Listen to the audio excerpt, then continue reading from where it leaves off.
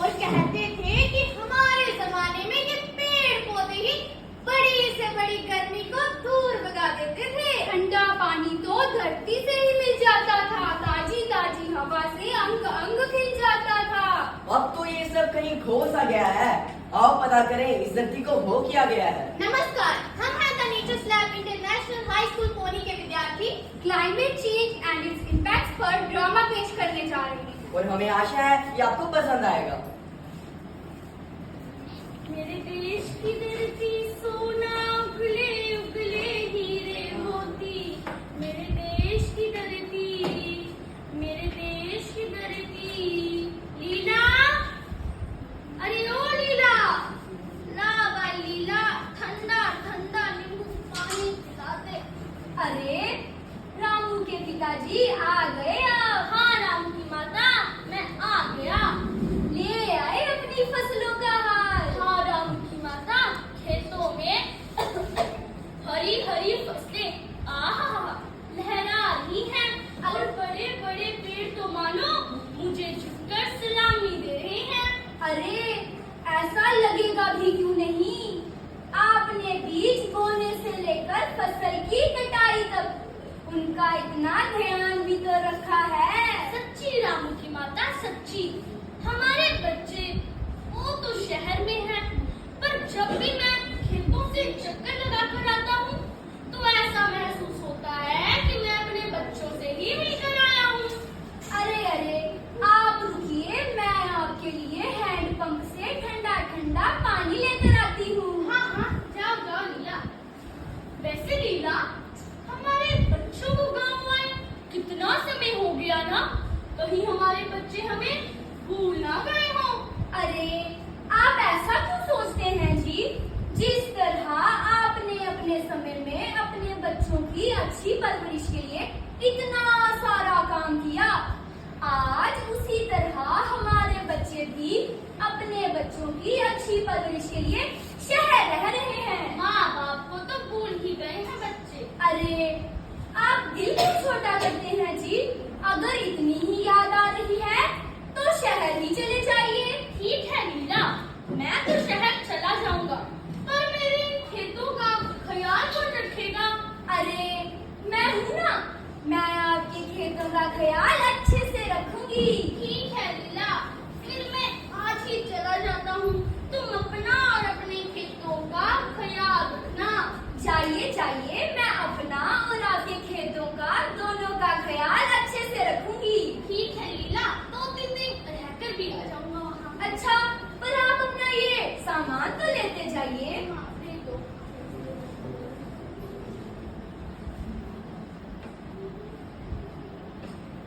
अरे ये कैसा अजीब शहर है, इतनी गर्मी में भी धुंध पड़ रही है यहाँ। अरे ओ चचा, ये धुंध नहीं, गाड़ियों का धुआं है, धुआं। मुंह बंद कर लो नहीं तो खांसते रह जाओगे। अरे अजीब लोग हो तुम जो यहाँ रह पा रहे हो। मैं तो यहाँ खुलकर सांस भी ना लेता हूँ, इसे तुम रहने की जगह कहते हो? अरे इससे अच्छा तो हमारा गाँव है, बहुत सुविधा नहीं तो क्या, खुलकर तो जी पाते हैं ना। रमेश, ओ रमेश, देख तेरा बापू आया है। रमेश, जरा दरवाजा तो खोल, देख तेरा बापू आया है। अरे कौन है? आ रही हूँ। ओह डैड, आप अचानक यहाँ? हाँ बहू बेटा, जीती रहो। How are you dad? बहू, ये हाउ आर यू क्या होता है? अरे अरे, मेरा मतलब आप कैसे हैं? अरे मैं तो ठीक हूँ, अब मुझे भीतर आने की इजाजत होगी? अरे हाँ हाँ हाँ, आइए आइए, यहाँ सोफे पर बैठिए। और मेरा रमेश कहाँ है? वो अपने बिजनेस के काम से व्यस्त रहते हैं, अभी बुलाती हूँ। रमेश, रमेश, सुनिए डैड आए हैं। पिताजी नमस्कार। जीते रहो बेटा, जीते रहो। आप यहाँ? हाँ बेटा, मैं यहाँ हूँ। अच्छा किया आपने, आपको पता तो है शहर की बिजी लाइफ। हाँ बेटा, तुम तो काम पर व्यस्त रहते हो, तुम कहाँ कहाँ गाँव आ पाओगे? तो तुम्हारी अम्मा ने सोचा कि जब तुम ही मिलकर आ जाओ, तो मैं तुम सभी से मिलने आ गया। और इधर रास्ते में इतनी गर्मी थी, आहा, और ऊपर से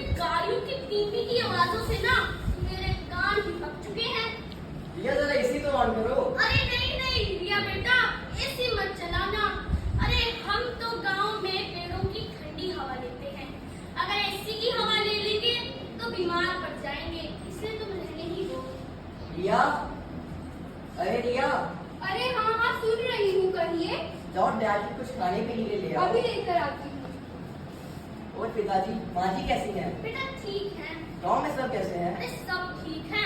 बारिश भी अच्छे से हो गई और फसल भी अच्छे से पक गई। अच्छा है। लीजिए डैड कोल्ड ड्रिंक। अरे बहू बेटा, काला जादू तो सुना था, पर तुम तो काला पानी ही ले आई। ये क्या खिलाने लगी हो हमें? अरे डैड आप ट्राई तो कीजिए, कब तक ये ओल्ड स्कूल बने रहेंगे। आपके बहू बेटा शहर में रहते हैं, थोड़ा तो मॉडर्न बनिए। अरे नहीं नहीं बहू बेटा, ये काला जादू तो ना पी पाएंगे हम। अरे नींबू पानी नहीं तो जाओ सादा पानी ले आओ, पर ये काला जादू तो ना पी पाएंगे। और हमें माफ करो, हमसे नहीं बना जाता वो मडरन शटरन। और बेटा ये ना राजा पोता कहाँ है? ठीक नहीं होगा, जिम गया होगा। ये जिम क्या होता है? धूम मचा ले, धूम मचा ले, धूम मचा ले, धूम। हाय दादू, हाउ आर यू? कब आए आप? मैं बस से भी आया बेटा। दादू यार ऐसे कौन बैठते सोफे पे? ऐसे थोड़ी बैठते हैं। दादू यू नो आपका पोता जिम से होकर आया है। अरे ये जिम होता क्या है? मेरे लिए भी ले आता, मैं भी खा लेता जरा। अरे दादू जिम कोई खाने वाली चीज नहीं, जिम जहाँ पे बॉडी बनाई जाती है, बॉडी। अरे बच्चे इधर आ, कहाँ है तेरी बॉडी?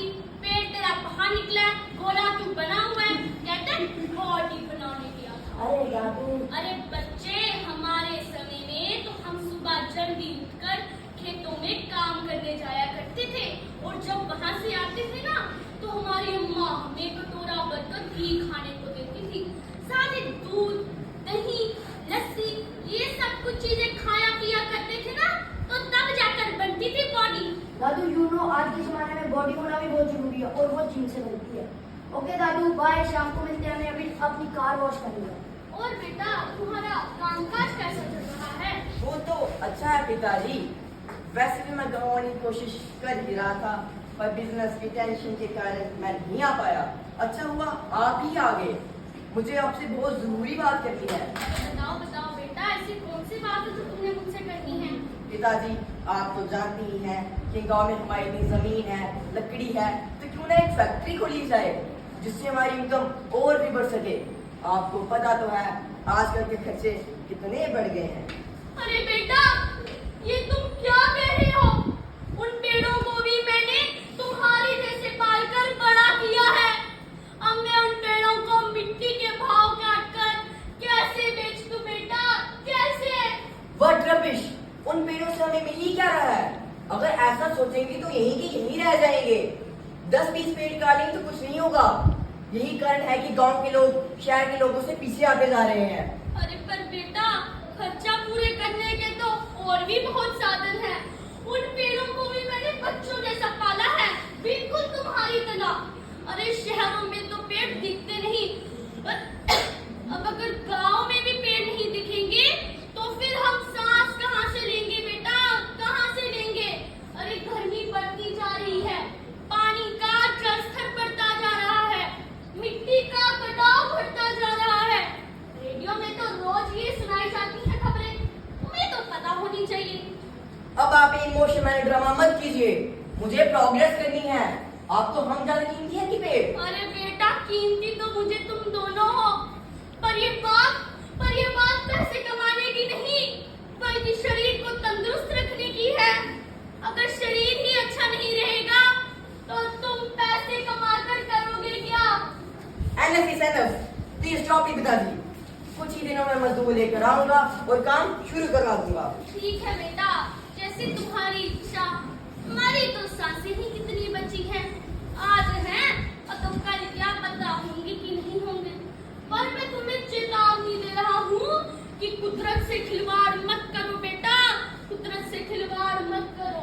अच्छा ठीक है बेटा, मैं गाँव जा रहा हूँ। अरे आप तो आज ही आए थे और आज ही चल पड़े। हाँ बेटा, तुम्हारी अम्मा घर पर अकेली है तो गाँव ही चला जाता हूँ। अरे बहू। जी डैड कहिए। बहू बेटा, मैं गाँव जा रहा हूँ। अरे डैड आप आज ही तो आए और आज ही वापस जा रहे हैं। हाँ बेटा, वो क्या है ना, तुम्हारी अम्मा घर पर अकेली है और तुमसे तो मिलने ही आया था, मिल लिया। अब गाँव चलता हूँ। डैड आज के दिन तो रुक जाइए, कल सुबह चले जाना। अरे नहीं बेटा, चलो ठीक है बेटा, मैं गाँव चलता आप चलिए, मैं जल्द आऊंगा। अरे रामू के पिताजी आ गए आप? हाँ रामू की माता, मैं आ गया। इतनी जल्दी? हाँ, हमारा बेटा, हमारा बहू, हमारा राजा पोता, वो सब ठीक तो है ना? हाँ हाँ लीला, वो सब ठीक है। तुम घबरा क्यों रही हो? तो आप इतना घबराए हुए क्यों लग रहे हैं? कुछ तो कहिए।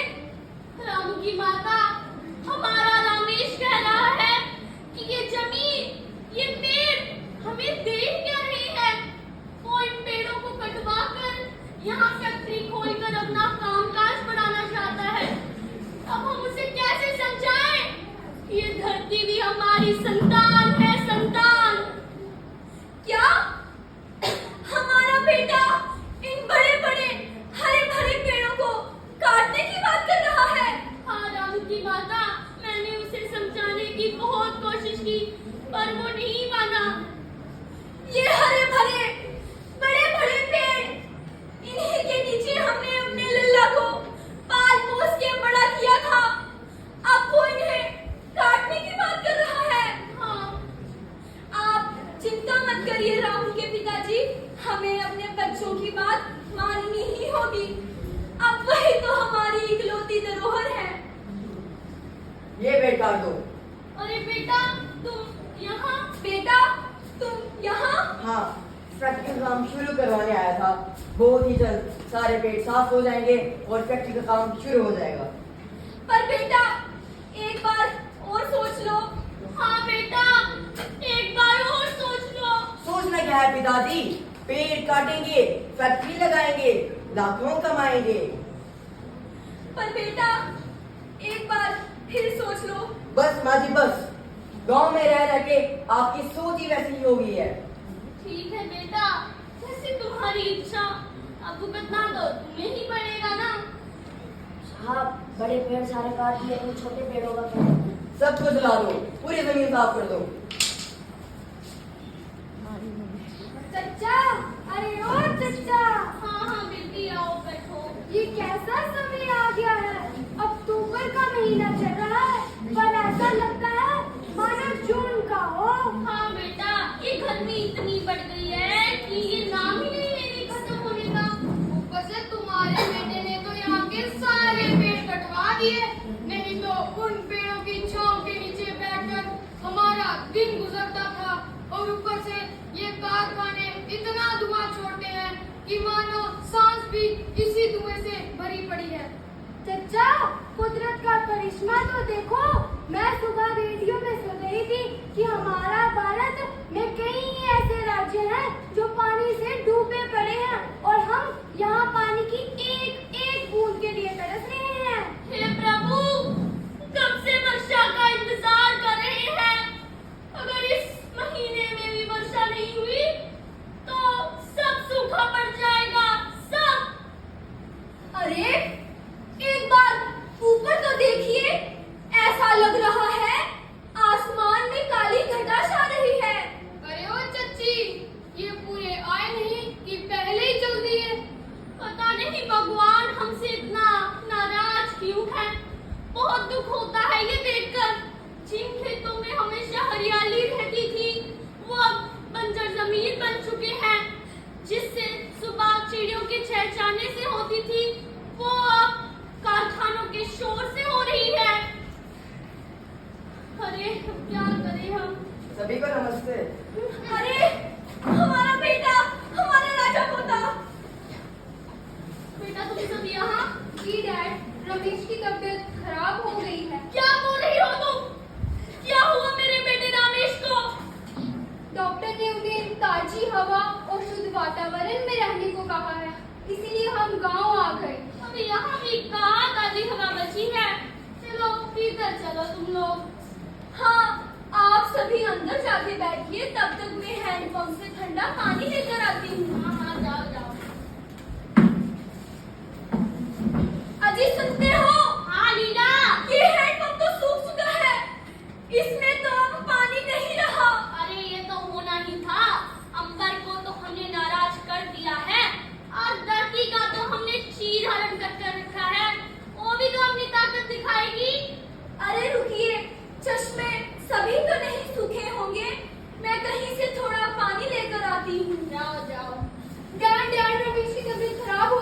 प्लीज डॉक्टर को बुला दीजिए। दादाजी डॉक्टर किस तरफ है, मुझे जल्दी बताइए, मैं अभी डॉक्टर को लेकर आता हूँ। बेटा उस तरफ डिस्पेंसरी है, शायद उसमें डॉक्टर होंगे। रामू, ये क्या हुआ मेरे रामू को? रामू, रामू उठो ना। डॉक्टर देखे ना हमारे रामू को क्या हो गया। दादाजी आप कहने रखिए। जरूर किसी का काला साया पड़ा है हमारे रामू पर। हे प्रभु, ये हमारे रामू को क्या हो गया? डॉक्टर साहिब, डॉक्टर से क्या? हमारा रमेश ठीक तो हो जाएगा ना डॉक्टर?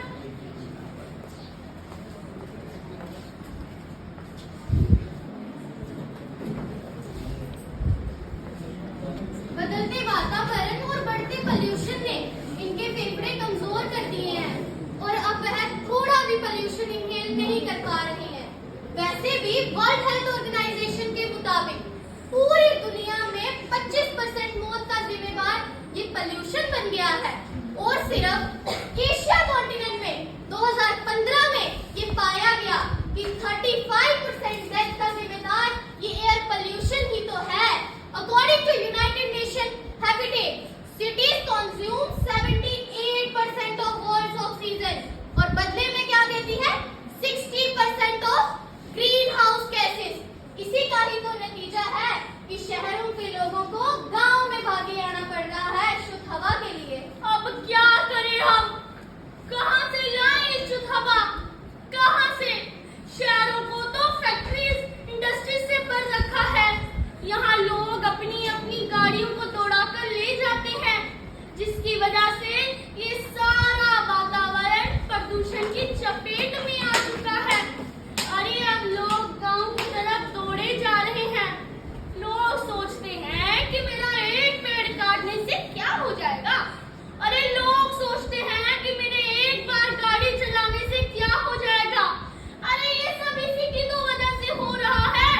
अफसोस की बात ये है कि सभी की सोच ऐसी है, सभी की। वातावरण में कार्बन डाइऑक्साइड जैसी गैसेस बढ़ती जा रही हैं। वर्ल्ड ग्लेशियर मॉनिटरिंग सर्विस के अनुसार ये देखा गया है कि 26 मीटर तक की बर्फ अब तक पिघलकर पानी बन चुकी है। और वो पानी कहाँ आता है? वो पानी आता है हमारे घरों में। जब वो हमारे खेतों में जाता है ना, तो अपने साथ सारी मिट्टी बहाकर ले जाता है और छोड़ता है तो सिर्फ बंजर जमीन छोड़ता है। अब भला अकेली सरकार भी क्या करे जब हम खुद ही अपने भविष्य को अपने हाथों से नष्ट कर रहे हैं। अरे अगर पेड़ काटे जा सकते हैं तो बदले में एक पेड़ लगाया भी तो जा सकता है। आज के समय में हमारी सरकार हर वोटर को पेड़ तोहफे में दे रही है।